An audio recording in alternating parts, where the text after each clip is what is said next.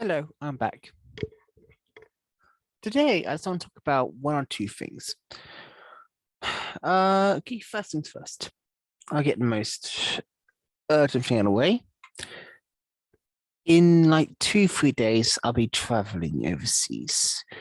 It will be a 7, 8 week trip to the United Kingdom with family. We are going there to just go back to see some family, see some stuff, and so on, so on. That's neither here nor there, especially for most people, especially most people in this situation. Most people don't need to know what we're doing because they just don't need to know. But whatever. The point of this is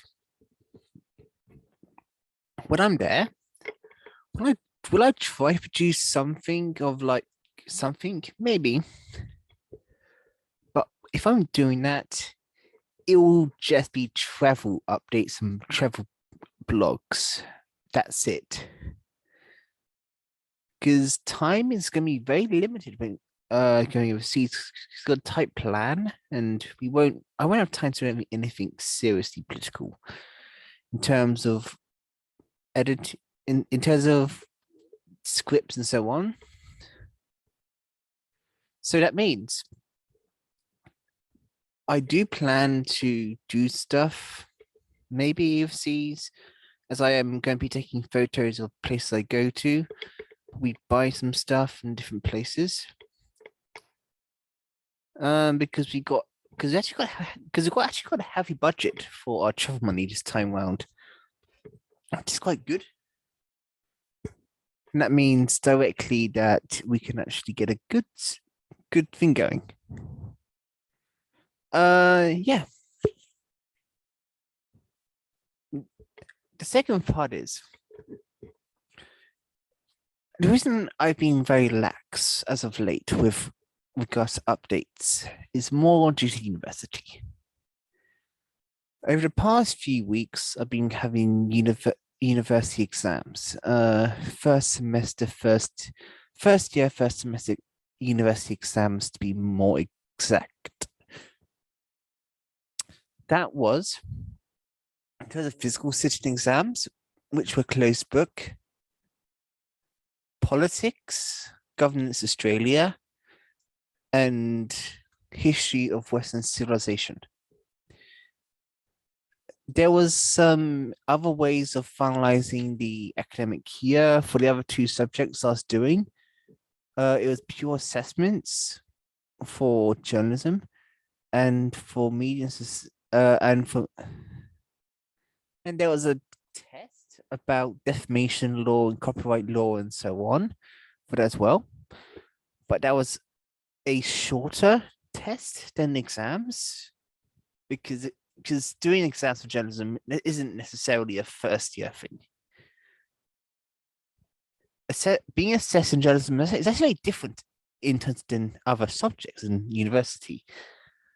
If it's like a traditional academic subject, of course you get the traditional essay then exam structure. But in journalism, it's different. It was different actually. The difference, I guess, in that was in journalism, we had some tests, testing writing capability, knowing how well we know laws and stuff like that, because that's just fundamentals of journalism. But the difference is a lot of the assessments hinges on actual journalism, as in doing articles, 350 word, 450 words articles with the cravat that we have to source all our interviews, find all our interviews, document all our interviews, and submit all our interviews as well, much like any standard journalist. That's the key difference is that the journalism one is a lot more practical in terms of assessing skills. And yeah, I'd honestly say between journalism was one of the funner ones. It was. I'll be perfectly honest as well. some of the interviewing stuff did trigger my anxiety lightly, of course, but that's suspected. I'm a very socially I'm someone who's very prone to social anxiety anyway, so that is to be expected. But I got through the interviews; they were fine, and then when I got them written down, far easier, far easier. It's just doing interviews themselves sometimes wasn't the best. And one of the interviews, family really were not cooperating at all. I guess part of the issue there, I guess part of that was my fault because I didn't tell them I was doing an interview. So I lit so I really and I apologized straight afterwards to the person I was interviewing about random domestic fights in between interview questions, but that is besides the bloody point. It's honestly fine though, because after domestic fights happen, we move on. It's really no big issue. The point is though, is that yeah, being overseas to UK for 7-8 weeks, seeing family, so on, so on, so on. And out of respect for the sisters, I will be allowing them me going to a very limited amount of church masses, but people shouldn't take that like people shouldn't think that's a norm. If I ever go somewhere, don't ever think I'll go to religious ceremonies with you or anything like that necessarily, unless you really matter to me. Because I do it out of courtesy lots of the time.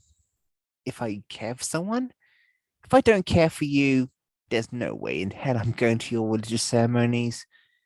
No offense to you, but I've been to way too many in my life already, and I just don't care for them anymore. That's saying though, I got a message on Discord, which was actually kind of cool. And this is a message I got on Discord.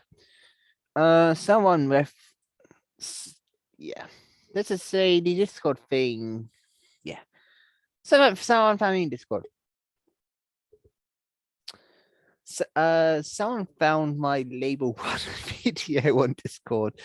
I found it very funny, which I very much appreciate actually. And he said on Discord private chats. I won't say they're saying their name's probably fake anyway. I still won't say it anyway out of courtesy. You know who you are.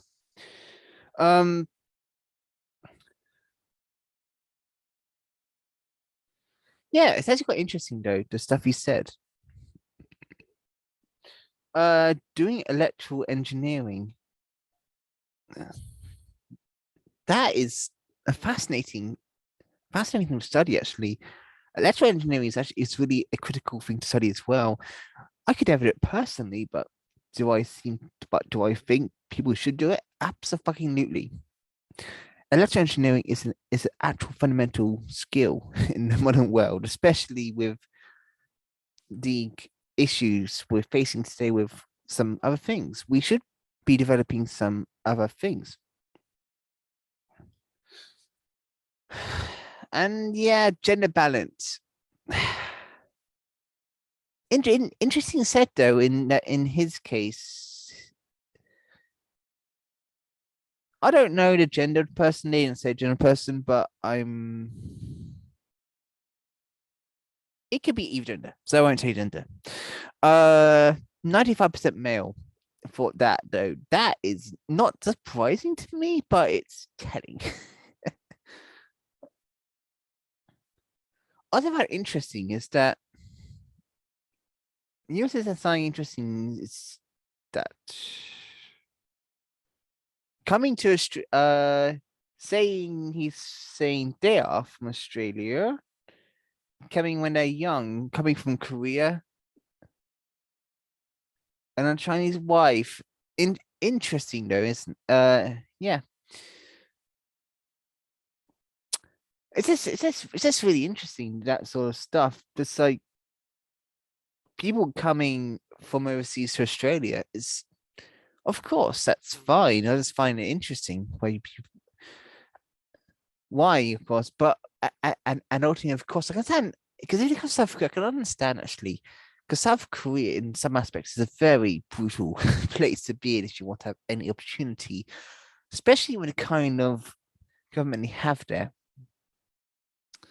and it's only work conditions. Because there's actually a really interesting documentary about South Korea and pandemic work conditions. Very good one actually. It was talking about really low paid workers and essentially how they were working even into like stupid weights, even though it's unsafe. But that's just a side note.